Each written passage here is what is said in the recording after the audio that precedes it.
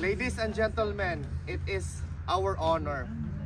Please give a round of applause to Attorney Harry Roque.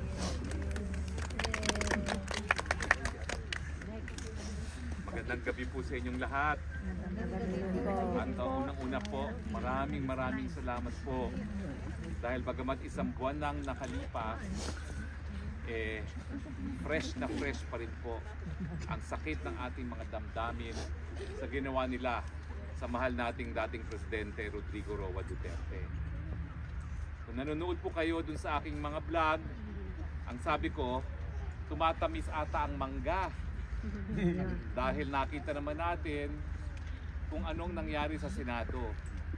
Nadidetalye na kung paano nila pinagplanuhan taon ng binilang para makidnap at mawala bilang tinik sa kanilang mga plano na magkaroon na naman ng Marcos forever. Sabi nila, wag daw ako magpolitikal. Magdadasal na lang ako mamaya. Mabawi. Politikal na sasabihin. Pero hindi po dapat maghupa ang sakit ng ating mga loob. Dahil ang ginawa po nila, hindi lang po nila kinidnap ang pinakamahal na presidente sa kasaysayan ng ating bayan. Linabag po nila ang soberenya ng ating bayan. Linabag po nila ang jurisdiksyon ng ating mga hukuman. Binawaliwala nila ang pagiging malayang bansa natin. Binaliwala nila ang tinatawag natin na rule of law. Ano kaya ang mangyayari kung kidnapin din natin sila pagdating ng panahon para mapaalis sa Pilipinas at mapakulong at mahatulan ng mga dayuhan? Golden rule lang po yan. Minsan na silang napalayas sa ilang bayan natin. Ngayon, ang ginanti nila, pinalayas din nila ang ating pinakamamahal na Rodrigo Roa Duterte. Ang pagkakaiba, nang pinalayas sila sa Pilipinas, kinasuklaman sila, sinusuka sila. Samantalang ang Presidente Duterte hanggang ngayon iniiyakan ng marami dahil naririto ngayon sa isang dayuhang lugar. Hinuhusgahan ng mga dayuhan na alam natin na pinakaayaw mangyari ng ating mahal na Presidente. Huwag po tayong makakalimot. Huwag tayong magpatawad. Dahil yan po talaga ang ating pagkakamali. Nung minsan, nagpatawad tayo. Walang nakulong sa kanila. Sa kabila ng pagnanakaw, sa kabila ng pagpapatay, sa kabila ng paglalabag ng karapatang pantao. Ang nangyari, dahil tayo ay nagpatawad, umulit ang kasaysayan. Mas mabangis pa. Dahil alam nyo naman po na ngayon, sa ilalim ng administrasyon ng Marcos Jr., pinakamatinding kahirapan sa Pilipinas. Lantaran ang kriminalidad. Nawala ang kapayapaan sa ating mga komunidad. Lumakas ang mga terorista, ang komunista, ang CPP, NPA. Kapit-bisig pa ngayon ng Kongreso. Nawala ang ating kalayaan ng malayang pananalita. Lumakas ang droga. Ang mga vloggers.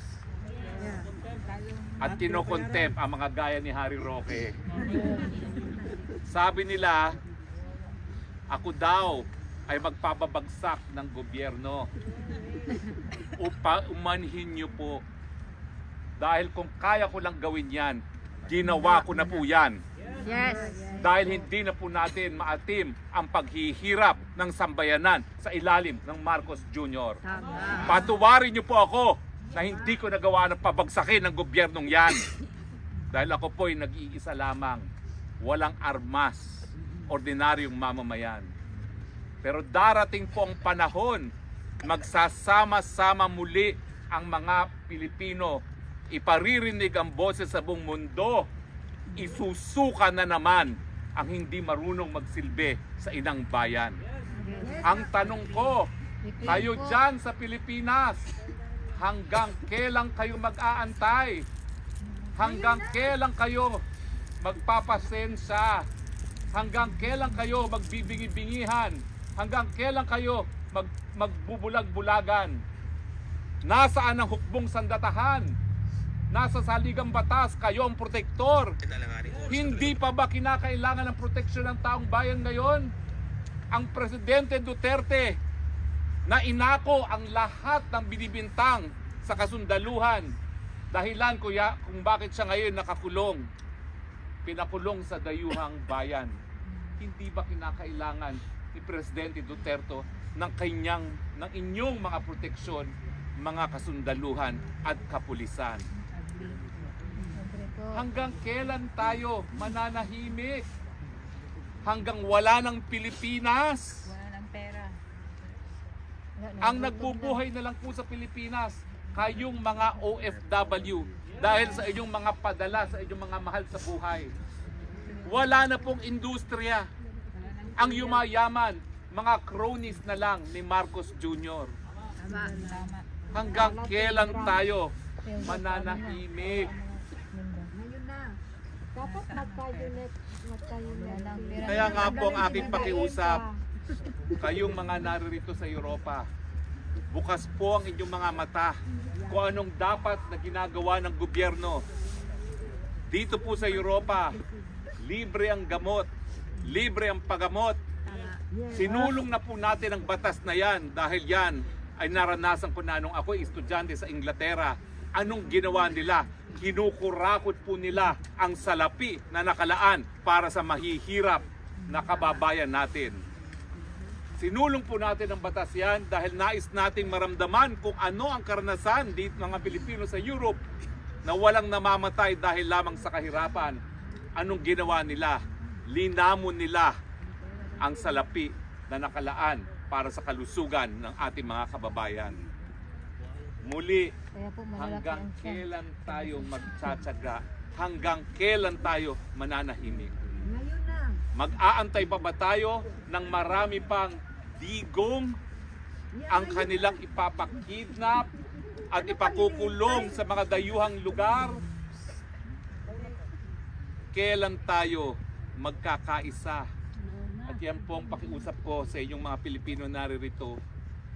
Kayo ang dapat magdala ng mabuting balita na posible na ang gobyerno manilbihan sa taong bayan, na posible ang buwis na galing sa ating pawis at sa hirap po pwedeng magbigay ng libreng gamot at paggamot, libreng edukasyon at hindi napupunta sa mga bulsa ng mga kurakot ng mga buhaya.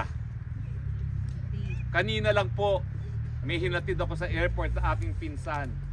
Meron daw congressman namimili ng 2 bahay sa Vancouver dahil ang dami raw perang binigay ni Tambaluslos kapalit ng impeachment ni VP Sara. Kayong mga congressman, wala na ba kayong mga konsyensya? Wala na. Paano nyo pinapakain sa inyong mga anak ang salapi na galing sa nakaw? Ngayon na, pababain si BBM. Paano nyo nasisitmura na ang nakalaan para sa pinakamahirap, pinambibili nyo ng bahay sa Vancouver? Wala na talaga silang mga hiya. Walang build sa Pilipinas. Again, ang tanong, Pilipino, hanggang kailan kayo mananahimik? Ngayon na pumili. Tama po na lahat tayo aktibo sa social media. Tumaas po ang balahibo ko nang umabot ng 270 million ang aking viewers sa Facebook. Ang sabi ko, saan galing yun? 110 million Pilipinos lang. Baka naman pati sa viewers, merong dagdag bawa.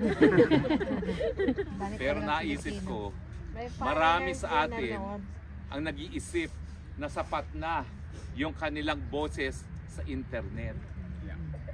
Tama po yan na magsalita tayo sa internet dahil yan ay binigay, teknolohiya na binigay ng Panginoon para marinig ang ating boses. Pero hindi po yan sapat. Kinakailangan lumabas pa rin, Spread the truth. makiisa at magsumigaw sabay-sabay. Tama na, sobra na. Palitan na. Sa mga darating na araw, titindi pa po ang pagigipit na gagawin nila sa akin. Tagaan nyo po yan sa bato. Lalong-lalo na na binigyan nila ako ng dangal nang ako'y pagbintangan na ako daw ang nagkalat ng pulboronic video.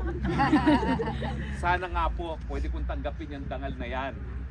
Dahil ang pulboronic video po ang nagbigay patunay sa matagal nang sinasabi ni Tatay Digong na matagal na niyang alam na gumagamit ng pinagbabawal na droga ang Marcos Jr. Pero ano po nangyari sa pulboronic Ito pala video? kasi nag-react siya. Wala lang. Alam namin, gumagamit siya. Wala lang. Hinayaan pa rin nating manatili sa pwesto ang taong wala sa tamang pag-iisip. Nagtataka ba kayo kung bakit ginawa niya ito kay Tatay Digong? Dahil ito'y impluwensya ng pinagbabawal na gamot. Sinong nasa tamang pag-iisip ang magbibigay ng kapwa Pilipino para husgahan ng mga dayuhan para sa mga krimen na nangyari sa Pilipinas? Normal na Yung sila. pulboronic video po ang talagang nagpaniwala sa marami sa atin na wala siya sa tamang pag-iisip. Wala Pero na. anong nangyari? Wala lang. Siguro nga, bangag siya. Wala lang. Tinanggap. Wala na ang kaluluwa. Bakit nyo tinatanggap ng presidente na may kapangyarihan, nakalad ka rin tayo sa gera na wala naman tayo kinalaman, ay wala sa tamang pag-iisip? Ay, winawarningan na po. Tumahimik na raw ako. Maraming salamat po. Nais ko pong batiin ang kapulisan ng mga taga-Holland. Hello! Hello! Taka yung tatlo na yun, ba't sila nadamay? Pwede na naman ako magsisigaw dito. Video naman. Pero anyway, dito po ako magtatagal. Kasi baka mamaya, hindi na tayo payagan dito. Pero ang tanong ko po, lalong-lalo na doon sa mga nasa Pilipinas, hanggang kailan kayo magtataga? 3 taon na lang! Itong buhay.